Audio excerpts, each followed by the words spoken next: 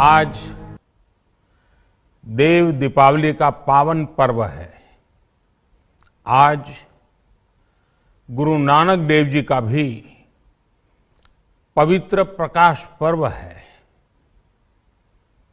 मैं विश्व भर में सभी लोगों को और सभी देशवासियों को इस पावन पर्व पर हार्दिक बधाई देता हूं। ये भी बहुत सुखद है कि 1.5 साल के अंतराल के बाद करतारपुर साहिब कॉरिडोर अब फिर से खुल गया है। साथियों, गुरु नानक जी ने कहा है, बीच दुनिया सेवी कमाइए त दरगिही बेसन पाइए। यानी संसार में सेवा का मार्ग अपनाने से ही जीवन सफल होता है। साथियों, आज केंद्र सरकार का कृषि बजट पहले के मुकाबले 5 गुना बढ़ गया है। हर वर्ष 1.25 लाख करोड़ रुपए से अधिक कृषि पर खर्च किए जा रहे हैं।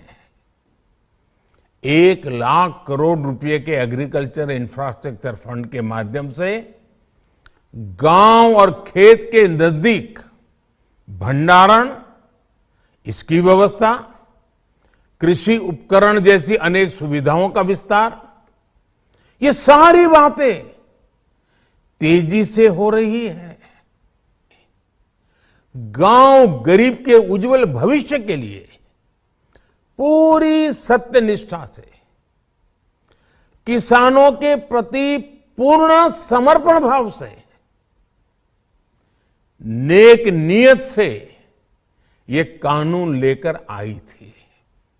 लेकिन इतनी पवित्र बात, पूर्ण रूप से शुद्ध किसानों के हित की बात, हम अपने प्रयासों के बावजूद कुछ किसानों को समझा नहीं पाए। भले ही किसानों का एक वर्ग ही विरोध कर रहा था, लेकिन फिर भी ये हमारे लिए महत्वपूर्ण था। कृषि अर्थशास्त्रियों ने, वैज्ञानिकों ने, प्रगतिशील किसानों ने भी उन्हें कृषि कानूनों के महत्व को समझाने का भरपूर प्रयास भी किया। हम पूरी विनम्रता से, खुले मन से उन्हें समझाते रहे। अनेक माध्यमों से व्यक्तिगत और सामूहिक बातचीत भी लगातार होती रही। हमने किसानों की बातों को, उनके तर्क को समझने में भी कोई कोर कसर बाकी नहीं छोड़ी। कानून के जिन प्रावधानों पर उन्हें ऐतराज था, सरकार उन्हें बदलने के लिए भी तैयार हो गई। 2 साल तक हमने इन कानूनों को सस्पेंड करने का भी प्रस्ताव दिया। इसी दौरान ये विषय माननीय सर्वोच्च न्यायालय के पास भी चला गया। ये सारी बातें देश के सामने है, इसलिए मैं इनके अधिक विस्तार में नहीं जाऊंगा।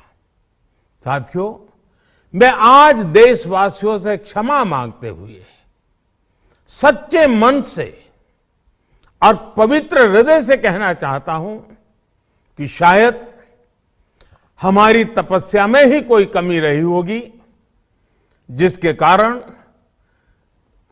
दिए के प्रकाश जैसा सत्य कुछ किसान भाइयों को हम समझा नहीं पाए। आज गुरु नानक देव जी का पवित्र प्रकाश पर्व है। ये समय किसी को भी दोष देने का नहीं है।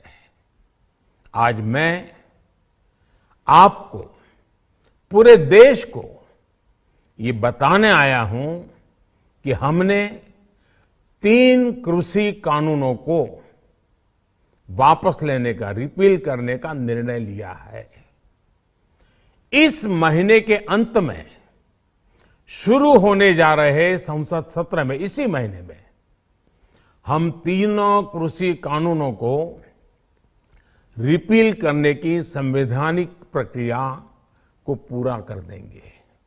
साथियों, मैं आज अपने सभी आंदोलनरत किसान साथियों से आग्रह कर रहा हूं, आज गुरु पर्व का पवित्र दिन है।